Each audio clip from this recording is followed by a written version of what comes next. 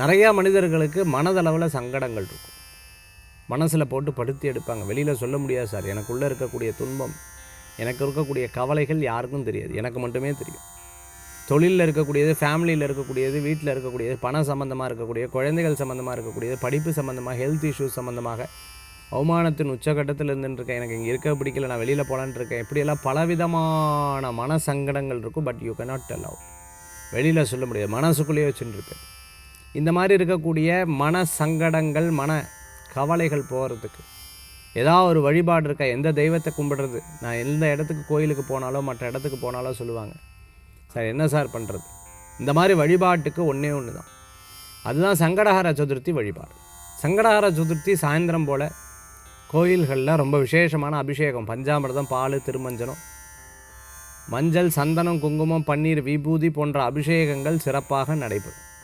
அபிஷேகங்களில் பங்கெடுத்து முடித்ததுக்கப்புறம் அலங்காரம், சந்தனம், விபூதி அலங்காரம் போன்ற விசேஷ திரவிய அலங்காரங்களை ரொம்ப அழகாக பண்ணுவாங்க. முடித்ததுக்கப்புறம் சுவாமிக்கு தீபாராதனை, மந்திர புஷ்பம், வேத மந்திரத்தின் மூலமாக, ஆகம மந்திரத்தின் மூலமாக அர்ச்சனை. சுமுகஸ்ச ஏகதந்தஸ்ச கபிலோ கஜகர்ண லம்போதரஸ்ச விகடோ விக்னராஜோ விநாயக தூமகேதோ கணாதக்ஷ பாலச்சந்திர கஜான வக்ரதுண்ட சூர்பகர்ண ஹேரம்ப ஸ்கந்த பூர்வஜன விநாயகப் பெருமானுக்கு அர்ச்சனை பண்ணுவாங்க. அர்ச்சனை பண்ணி முடித்த உடனே தீபாராதனை. ஆராதனை முடிஞ்சதுக்கப்புறம் வேண்டுகோள், நம்ம வரத்தை தரக்கூடிய தெய்வமாக மாறிடுவார். சுவாமிக்கு தேங்காய் மாலை சாத்துறது, அரும்புள்ள அர்ச்சனை பண்ணுறது. அதே போன்று சுவாமிக்கு பார்த்திங்கன்னா இந்த வெள்ளை எருக்களம் மாலை போடுறது, எருக்களம் இலையை வச்சு அர்ச்சனை பண்ணுறது, சுற்றி வர்றது, பிரதட்சணம், தோப்புக்கரணம், நமஸ்காரம், தேங்காய் உடைக்கிறது போன்ற விசேஷ வழிபாடெல்லாம் பண்ணுவோம். இப்படி சங்கடஹர சதுர்த்தி 1.5 மணி நேரம் நடக்கக்கூடிய, இல்லை 2 மணி நேரம் நடக்கக்கூடிய சங்கடஹர சதுர்த்தி வழிபாட்டில் கலந்துட்டு மனசில் பிள்ளையாரை நினச்சி 2 அருகம்புல்லை எடுத்து வச்சு வழிபட்டாலே மிகப்பெரிய மாற்றங்கள் நடக்கும். வரத்தை தரக்கூடியவர் விநாயகப் பெருமான்.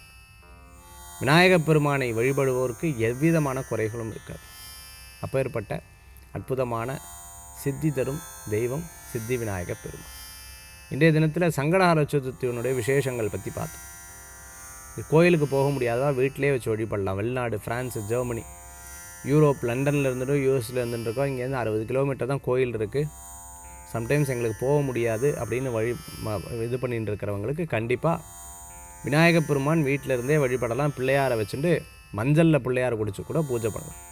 வீட்டு வாசலில் வளையக்கூடிய 2 அருகம்புல்லை வச்சு கூட பூஜை பண்ணலாம். அப்பேற்பட்ட சக்தி வாய்ந்த பிள்ளையார். ஜெய் கணேஷ ஜெய் கணேஷ ஜெய் கணேஷ பாகிமாம், ஸ்ரீ கணேஷ ஸ்ரீ கணேஷ ஸ்ரீ கணேஷ ரக்ஷமான்னு சொல்லிட்டு விநாயகப் பெருமானுடைய ரக்ஷையை மனசில் வச்சுட்டோம்னா எல்லா பாபங்களும் போகும். மீண்டும் சந்திப்போம். நன்றி, நமஸ்காரங்கள். வெற்றிவேல் முருகனுக்கு அரகரோகா.